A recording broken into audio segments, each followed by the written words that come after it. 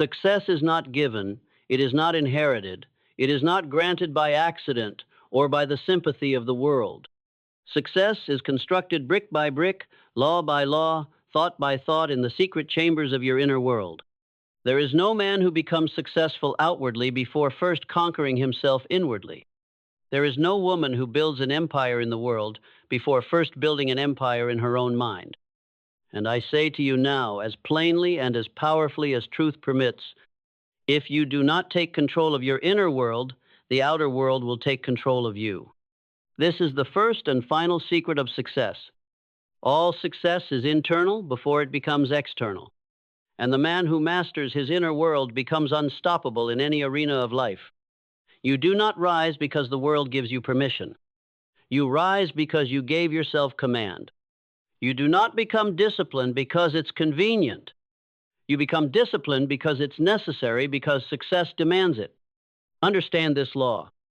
If you allow emotion to govern your actions, you forfeit your power. But if you command your thoughts, you command your future. The modern man is not lacking information. He is drowning in it. He is not lost for opportunity. He is paralyzed by distraction. He is not oppressed by the system. He is enslaved by his own untrained mind. And so the question is not whether you are capable. The question is whether you will train yourself to become what you are capable of.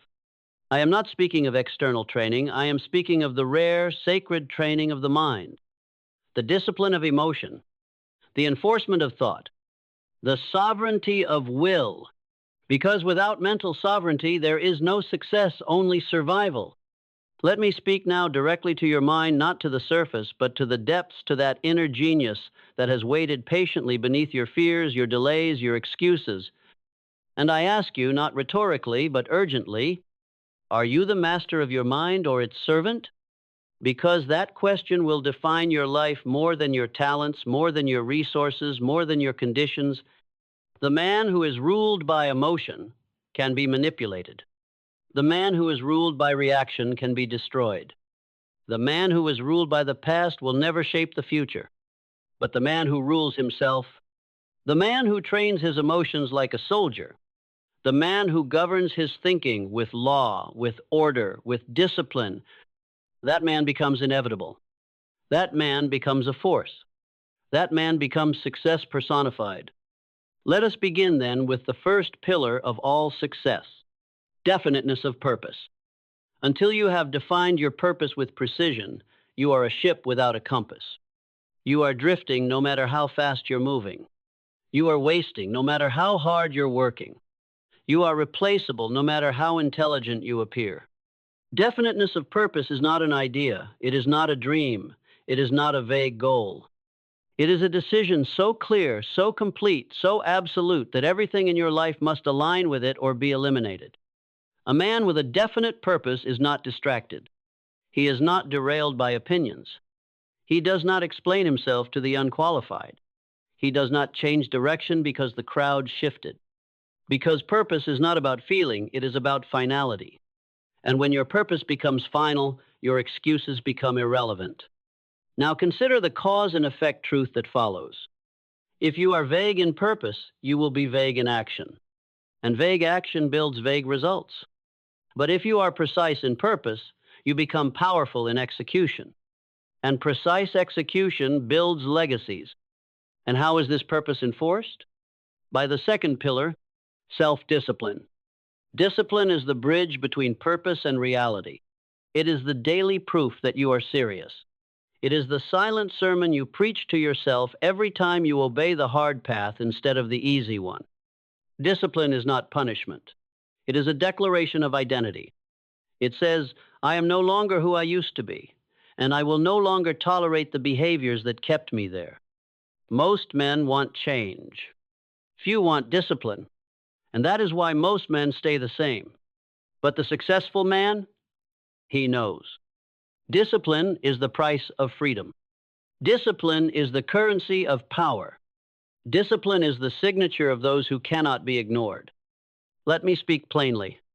If you cannot control your mornings, you will not control your momentum. If you cannot control your words, you will not control your reputation.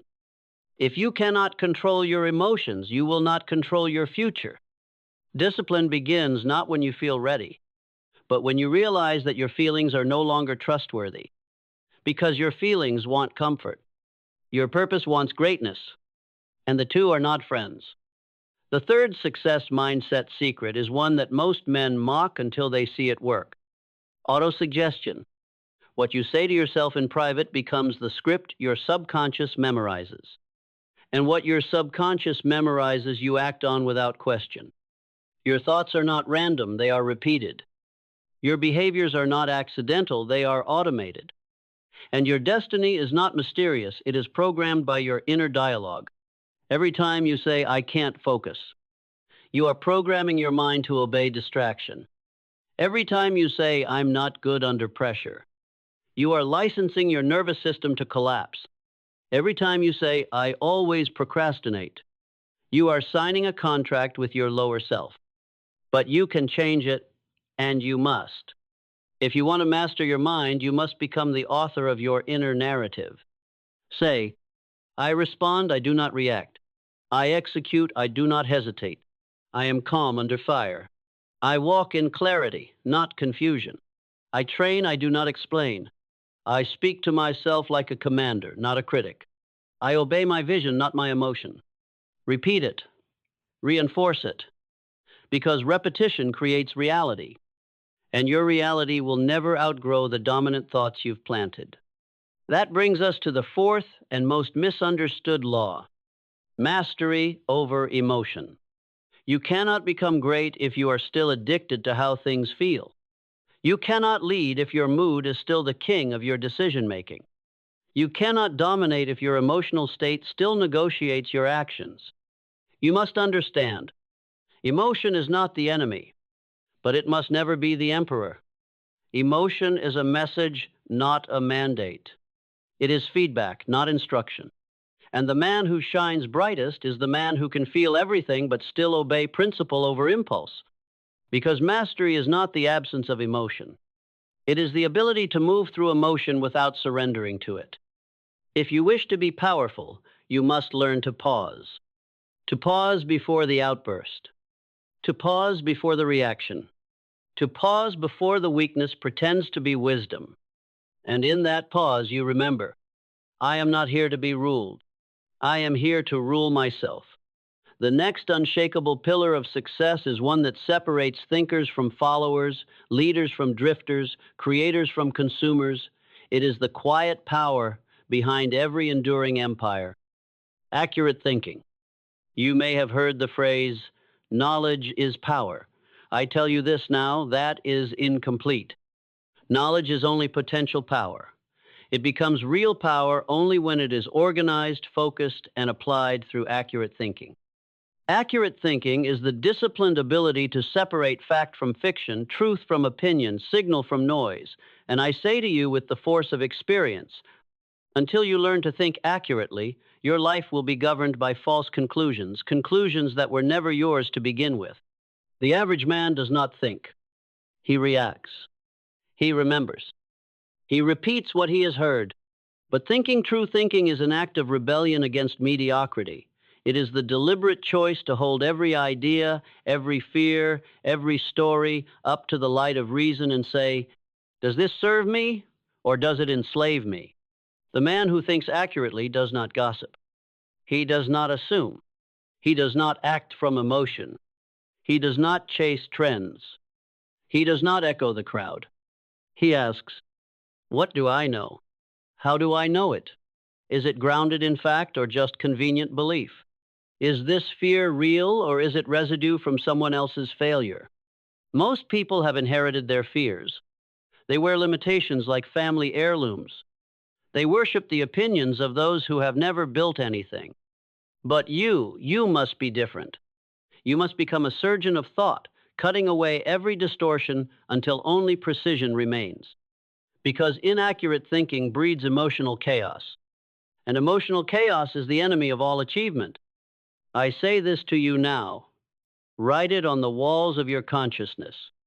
When your thinking becomes clear, your life becomes unstoppable. Let us now progress into the next great principle, one that few understand, but every titan of industry, leader of movements, and master of fate has wielded like a blade. Personal initiative. You cannot build anything magnificent by waiting for permission. You cannot escape mediocrity by being polite with your destiny. You must move. You must act. You must create momentum when no one believes in you, no one supports you, and nothing seems to work. Personal initiative is the fire of all progress. It is the act of acting before you are told. It is the decision to execute without being reminded. It is the refusal to wait for perfect conditions. The man who waits for perfect conditions will never build anything because he does not yet understand the law. You do not rise after conditions improve. You rise by improving yourself first. And that act of rising improves your conditions.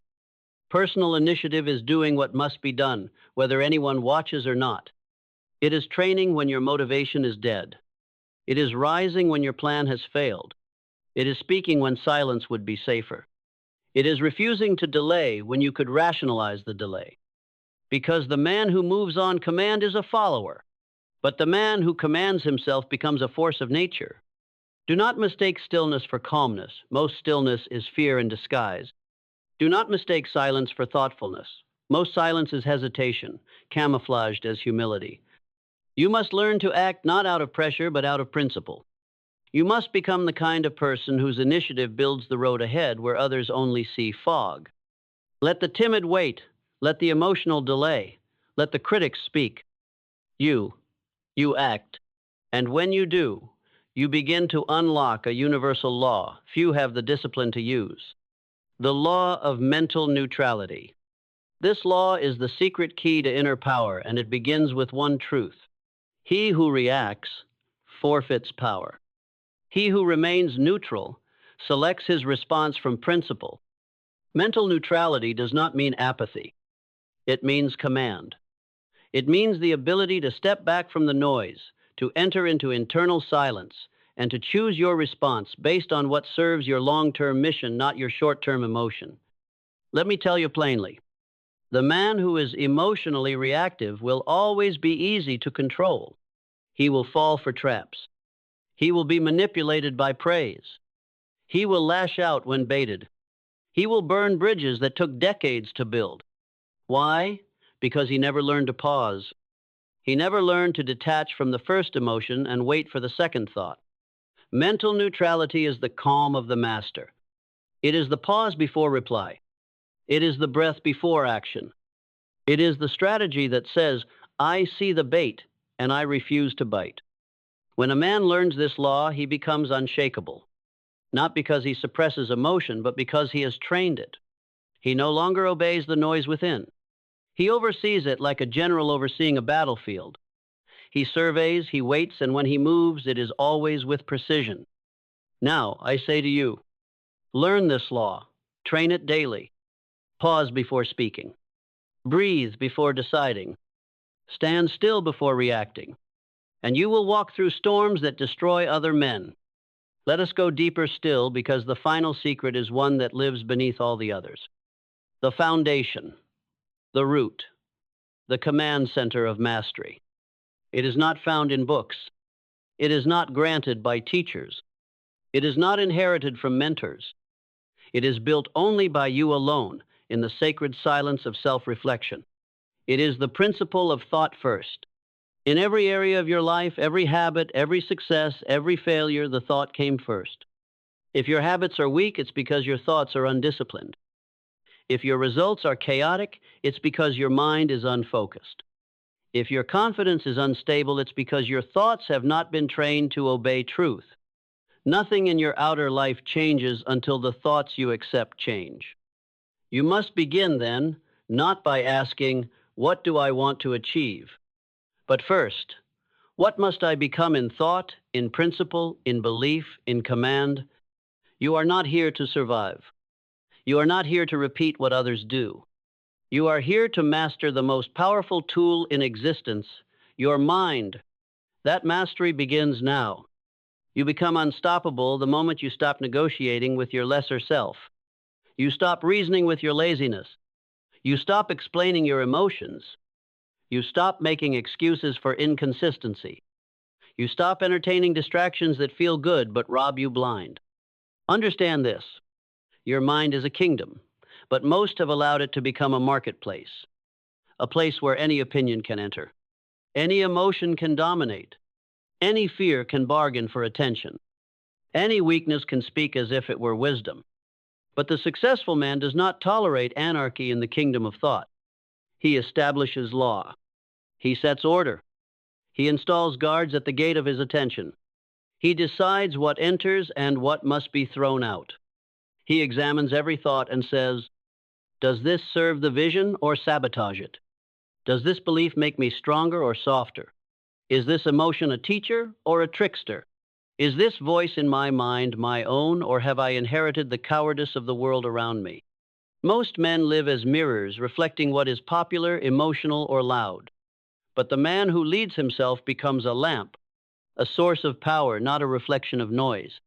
He becomes a furnace of inner fire that burns even when the outer winds try to extinguish him. Now listen carefully.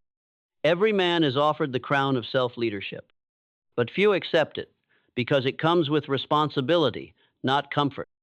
And the price of that crown is this: you must die to who you were. You must surrender the parts of you that react, whine, overthink, crave praise, seek validation, collapse under pressure, and blame circumstances. You must bury the version of you who needed support to begin, applause to continue, and permission to act. That man must fall so that the real you can rise. The man who cannot detach from emotion will forever be a servant to circumstance. But the man who can observe emotion and still move by principle becomes a master of fate. That is not poetic. It is structural. It is cause and effect. Observe the greatest builders, the wealthiest innovators, the calmest leaders. They are not superhuman. They are not lucky. They are not different. They are simply more trained. Trained in one area, mastery of their own mind. They are not ruled by noise, they use it. They are not afraid of fear, they study it. They are not distracted by moods, they command them. And in commanding their emotions, they earn the right to command results. Let me speak now of a habit so rare, so elite, so powerful that most have never even considered it. The habit of self-confrontation. You cannot grow if you will not look in the mirror. You cannot evolve if you are more committed to feeling good than to seeing truth. The man who fears truth remains weak. The man who avoids truth remains blind. But the man who hunts truth within himself becomes unbeatable because he no longer needs the world to correct him. Every day ask yourself, where am I lying to myself? Where have I grown soft? Where have I chosen comfort over greatness? What am I tolerating in my mind that I would never tolerate from another man? And most importantly, am I the kind of man I would follow if I were watching from the outside? If the answer is no, then your work begins. Not tomorrow, not after motivation. Now, because every day you avoid your inner weakness, it grows teeth. Every day you tolerate emotional indulgence, you dull your blade. Every day you refuse to confront the undisciplined thoughts, the reactive patterns, the lazy narratives, you surrender the keys to your kingdom. But the day you face yourself, the day you say, I will not let weakness live in me unchallenged. The day you demand your mind obey your purpose, that is the day you begin to live as a creator, not a consumer, as a king, not a captive, as a force, not a follower. And let no one deceive you. The most dangerous man is not the loudest. He is the most disciplined, the most emotionally neutral, the most self-directed. He does not fear criticism because he already criticizes himself with more clarity than the world ever could. He does not flinch under pressure because he is trained for pressure in the silence of his own soul. He does not need applause because his daily standard is the reward. You must become that man, because the world respects one thing and one thing only: alignment. When your thoughts match your actions, and your actions match your mission, and your mission is driven by law, not lust, you become rare. You become remembered. You become a presence that cannot be ignored. So the next time you want to complain, observe instead. The next time you want to delay, decide instead. The next time you want to react, pause instead. The next time you want to quit, remember, the moment you break your inner standard, the outer world breaks its respect for you. And I promise you this, you are only ever one thought away from domination or defeat, one belief away from power or paralysis, one decision away from alignment or decay. Your life obeys the standard you set in private. You may fool the world. You may impress a crowd. You may decorate your image with eloquence, charisma, or false humility. But you will never fool your subconscious mind, and it is that mind that runs your life. If your private standard is weak, your public success will always collapse. If your private standard is inconsistent, your public power will flicker like a candle in the storm. If your private standard is emotional, reactive, undisciplined, then no matter what you build, it will rot from the inside.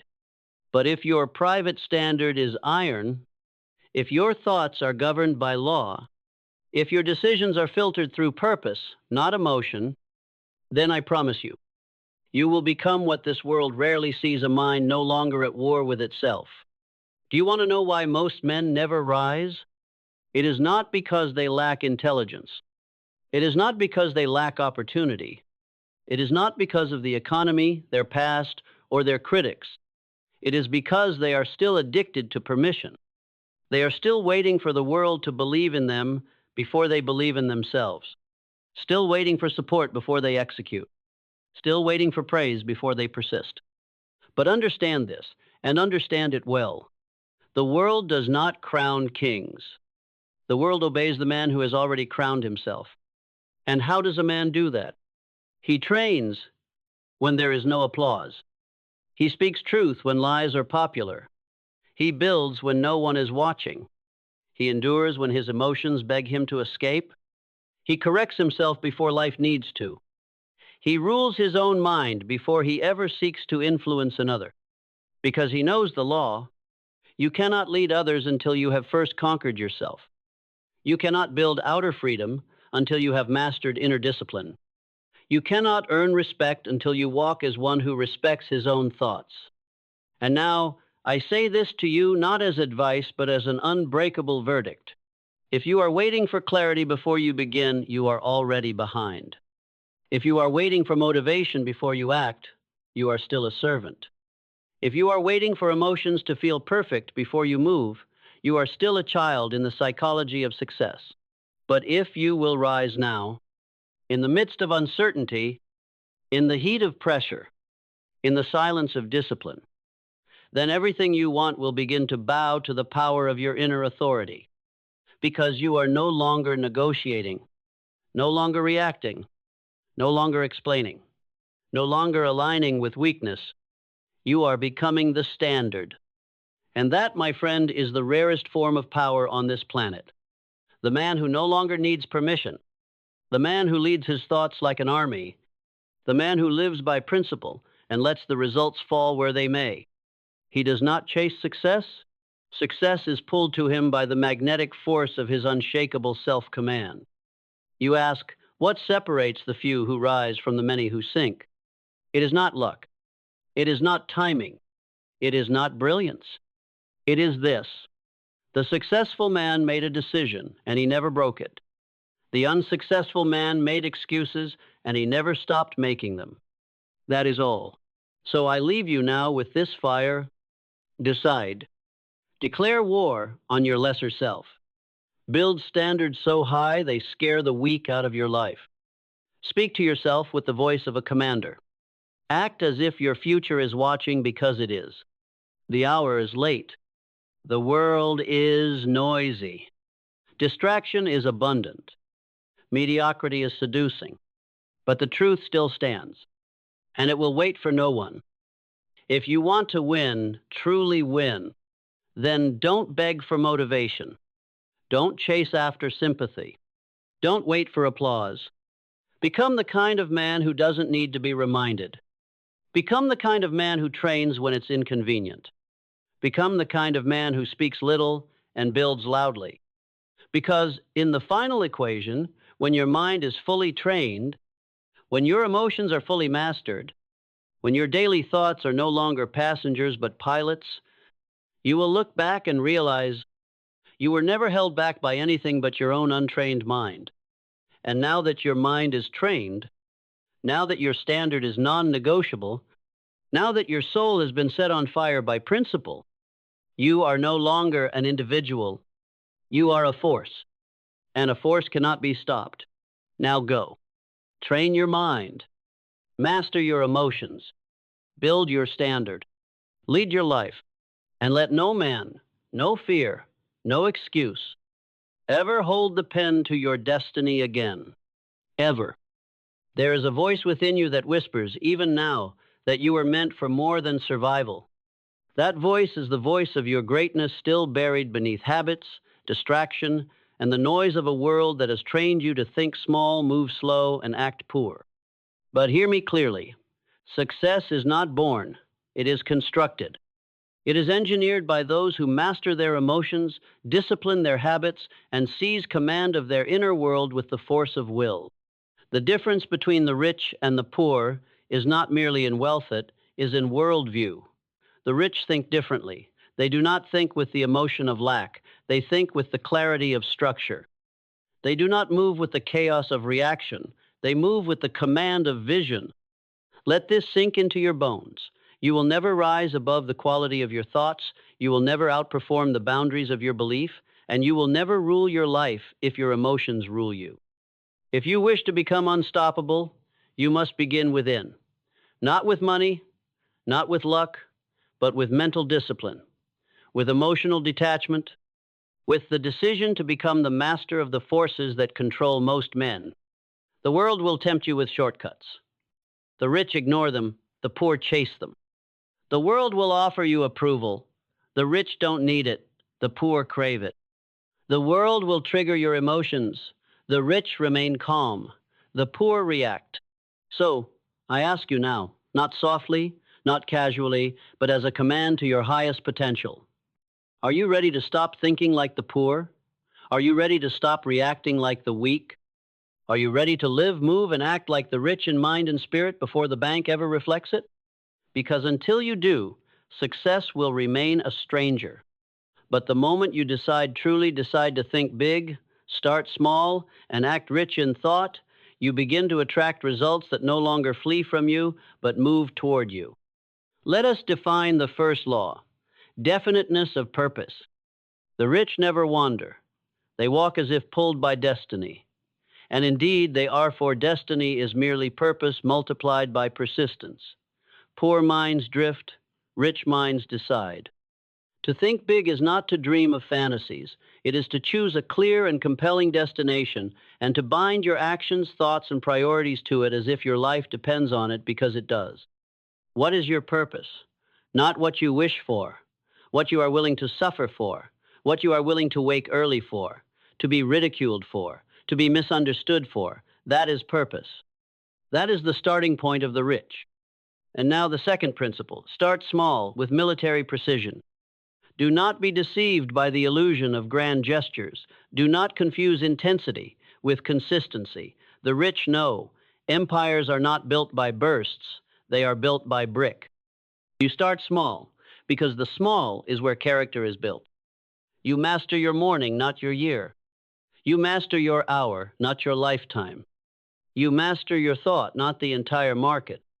Because the man who cannot rule his day cannot rule his business. The woman who cannot govern her emotions cannot govern a company. The individual who cannot show up for the small things will be crushed by the weight of large responsibilities. This is where the poor fail. They think success is a leap. The rich know it is a march. And this march requires the third principle: act like the rich, not in spending, but in thinking. What do the rich do differently? They detach from temporary emotion. They respond instead of react. They delay gratification. They take personal initiative. They build mental frameworks based on truth, not trend. The poor, by contrast, are ruled by moods. The poor chase comfort. They wait for motivation. They require permission. But the rich live by principle. They do not hope to feel right. They train themselves to do right regardless of feeling. And this is where we begin the climb toward emotional detachment. You must understand this.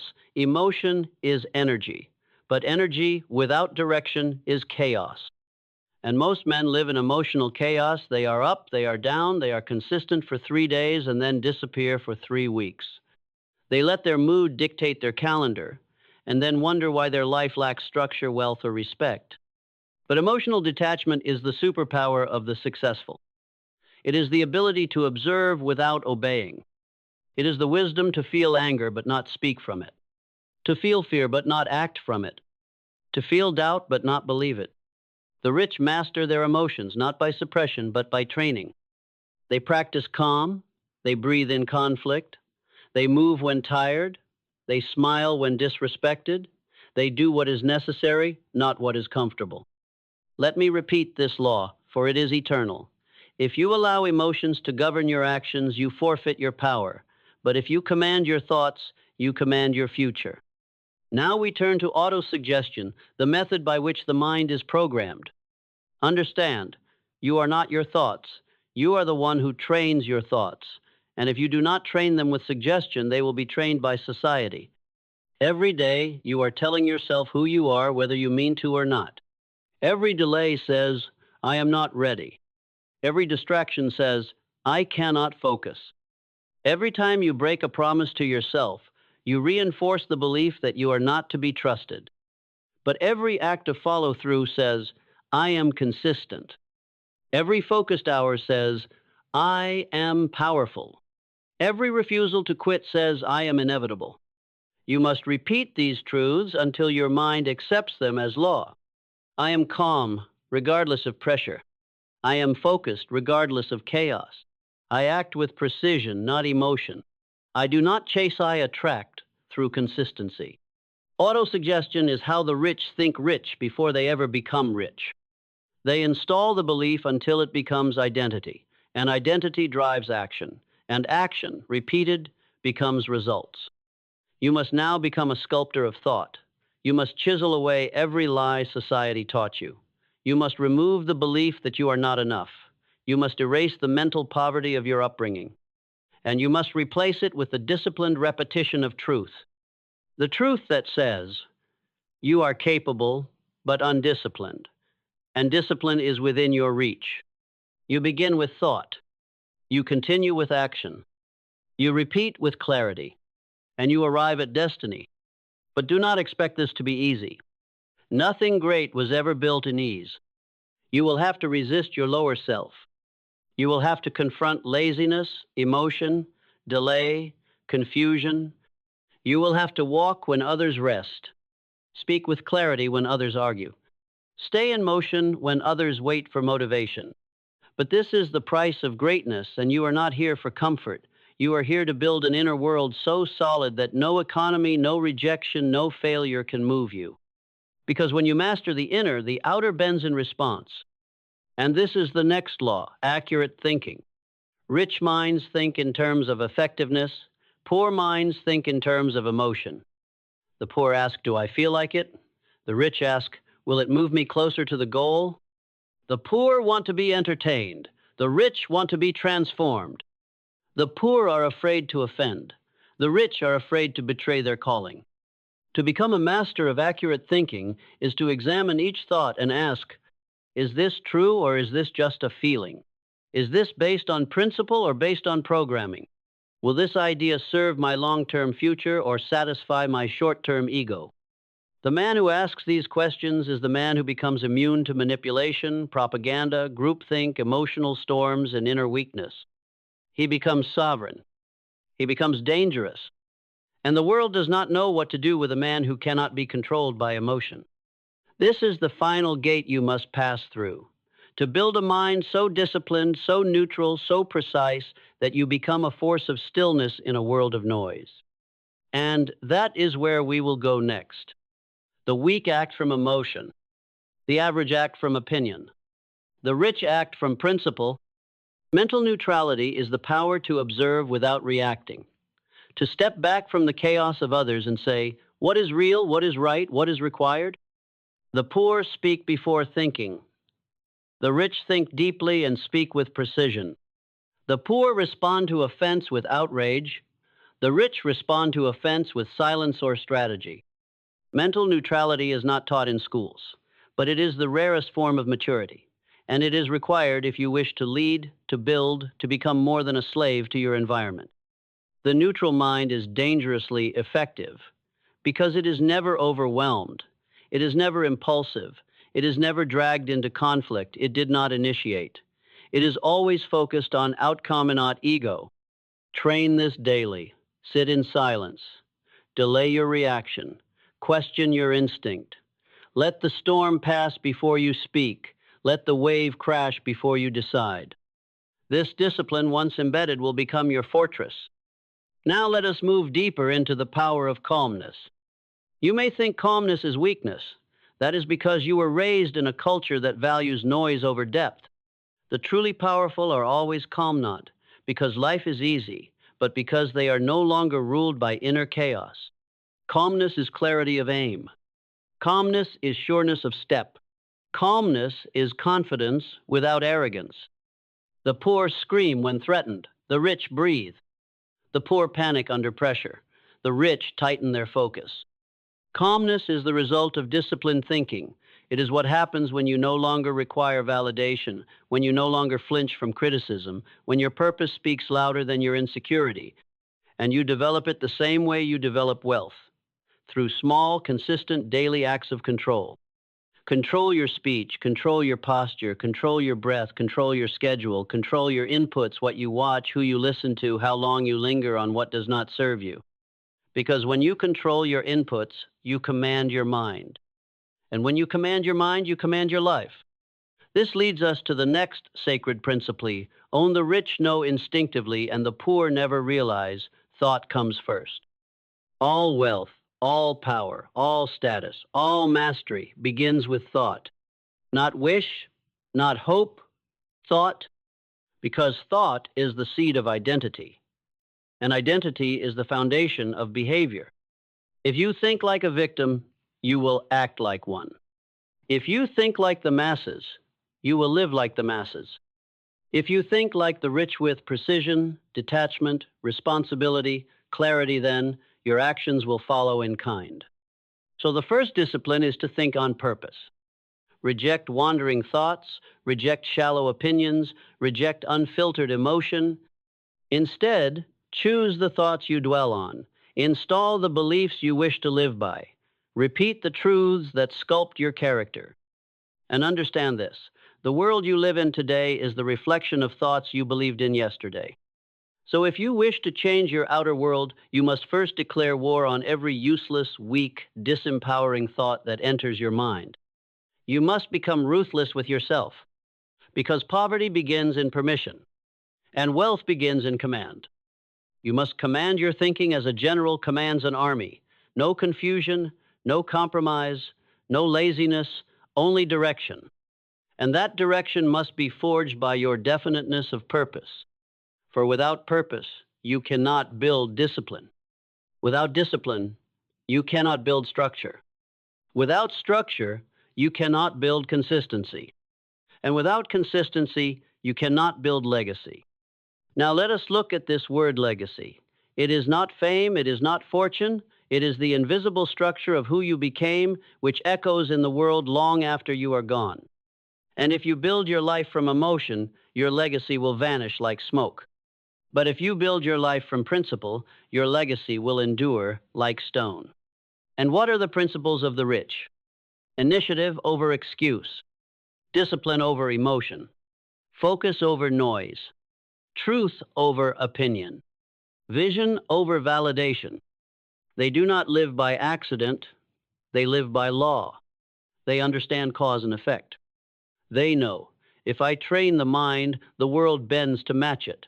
If I master my emotions, I master my responses. If I control my responses, I shape my results. And if I own my results, I shape my destiny. But this power does not come to the passive. It comes to the intentional.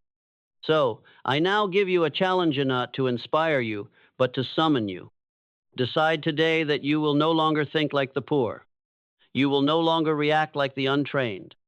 You will no longer live like your emotions deserve more attention than your vision. You will rise early, not because it's comfortable, but because your future demands it. You will move with structure, not because it's easy, but because your destiny requires it. You will speak with precision, not because you are perfect, but because your purpose is too sacred for sloppy language. And you will return day after day to the work even when no one claps, even when no one sees, because the richest minds are built in silence. Because true wealth is invisible first, and only later does the world begin to see what you've become. Think big, start small, act like the rich, and you will become what you consistently command yourself to be. Now hear me. The world does not change for those who complain, it changes for those who command. And the first battlefield of that command is not in politics, nor in markets, nor in the opinions of others is in the private theater of your own mind. Master that, and you become one of the few, one of the rare, one of the rich, not merely in finance, but in function, not merely in status, but in self-possession. Because the rich are not governed by chaos, they are governed by law. The law of cause and effect, the law of sowing and reaping, the law of inner order creating outer achievement. So, when you think big, you do not dream, you decide. And when you start small, you do not delay, you build. And when you act like the rich, you do not imitate wealth, you inhabit it. Because wealth is not first measured in currency, it is measured in command. The man who cannot command himself will never command anything else. Your emotional state must no longer be your steering wheel, it must be your passenger. You may hear it, you may acknowledge it, but you will no longer hand it the keys. Your thoughts must no longer be a playground of doubt and distraction. They must become tools, sharpened, stored, wielded with discipline, used with precision. And your identity must no longer be the echo of your past, but the blueprint of your future. Let the old self decay. Let the small self dissolve. Let the emotionally weak, mentally foggy, approval-seeking self be buried in the silence of your new decisions. You have been called not to inspiration, but to initiation. This is not motivation. This is transformation. Not by one great act, but by 10,000 small ones. By waking up when it is hard. By returning to your craft when no one believes in you. By writing the sentence when your mind is tired. By saying no when the crowd says yes. By staying still when your old self wants to react. By rising early when your old self craves ease. By commanding yourself with firmness, with faith, and with fire. Because that is what it means to act like the rich. It means you obey your vision, not your voice of weakness. It means you serve your future, not your feelings. It means you devote yourself to clarity, not to convenience. The poor think from urgency. The rich think from design. The poor live in reaction. The rich live in rhythm. The poor look for escape. The rich look for execution. And the greatest execution is not in public, but in private. Every moment you choose discipline over comfort, you are building a fortune that cannot be taxed, stolen, or faked. You are depositing power into the vault of your soul. And when enough of those deposits have been made, the world must respond. Not because you begged it to, not because you chased it, but because the power within you became undeniable. That is the meaning of true wealth. It is not what you show, it is what you know. It is not what you own, it is what you control. And what you must now control is yourself. If you do not take command of your thoughts, someone else will. If you do not master your emotional state, someone else will manipulate it. If you do not discipline your habits, your potential will rot in regret. But if you do, if you decide now to train the mind like a soldier, feed the soul like a king, and act with the certainty of someone who has already claimed victory, then no man, no system, no history can stop you. Because you have chosen to no longer live like the poor in spirit, but to walk with the composure, clarity, and calm fire of the rich in mind. And make no mistake, that fire will change your world. It will change the way people see you. It will change the way doors open. It will change the way challenges bend before your presence. Because you have become rare. You have become exacting. You have become consistent. You have become, through repetition, through solitude, through obedience to vision, a person who lives above reaction, and from that altitude, you are free. Free to build, free to decide, free to act, free to create wealth, not just in number, but in nature. And let the final law ring through your being like thunder. If you master yourself, you will never again need to master anyone else, because the world itself will align to the one who governs his mind.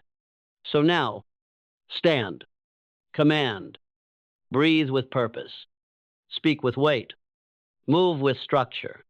And from this day forward, make every thought, every breath, every movement echo this decision. I will think big. I will start small. And I will act without hesitation, without fear, without failure, like the rich in mind, in spirit, in command. Because I am rich not by fortune, but by discipline. Not by fame, but by focus. Not by chance, but by choice. This is the day you take full possession of your mind. And when the mind is yours, the world is next. This is not the end. This is the unveiling. For too long, you have bowed to the weaker voice within. For too long, you have delayed the decision that changes everything. For too long, you have carried the crown of your own mind like a burden when it was meant to be worn with power. But now, you rise. You rise not as a seeker of permission, but as a declarer of destiny. You rise not with trembling hands, but with hands that build empires from the invisible blueprints of thought. You rise not to survive, but to conquer yourself, to command your field, to bend the timeline of your life, to match the vision you hold inside. You are not here to try. You are not here to dabble. You are not here to beg. You are here to embody the force that breaks chains, ends cycles, and redefines what is possible. Because if you do not decide now, this hour, this second, this breath, then life will decide for you. And life does not reward indecision. It tramples it. But if you do decide, if you burn the bridges back to weakness, if you destroy the excuses, if you obliterate the identity that once kept you caged, then everything shifts. Not one day. Today. Today is the day you stop reacting and start reigning. Today is the day you stop looking outward and start ruling inward. Today is the day you stop watching others build and start forging your own legacy with mind, breath, and blood. And what legacy is that? It is not money alone. It is not applause. It is not comfort. It is this: the proof that one man, one woman, one soul who mastered their mind could master everything else. Let them say you were too intense. Let them say you were too focused. Let them say you changed. Good. Because change is the cry of a soul that refused to die ordinary. The world will try to calm you, shrink you, soften you. But you were not born to be soft. You were born to be sacred and strategic, a builder of unseen foundations, a warrior of inner silence, a commander of thought, of energy, of movement. So now, in this final moment, do not whisper your commitment. Roar it. Declare it not in words, but in will. Say to yourself, this is the day I become rich in mind. This is the day I take possession of the only empire that matters, myself. This is the day I dethrone emotion, install discipline, and breathe only purpose. This is the day I stop repeating patterns and start writing prophecy. This is the day I no longer dream about becoming. I become. From this moment forward, you move with authority. You think big. You start small. You act with unstoppable precision. And the world, like metal to magnet, will shape itself around the heat of your new nature. This is how legends are born, not in noise, not in applause, but in the quiet execution of a soul that refused to betray its power. So go now. Build with fire. Move with clarity. Live like your mind is already free. Because it is. And now so are you.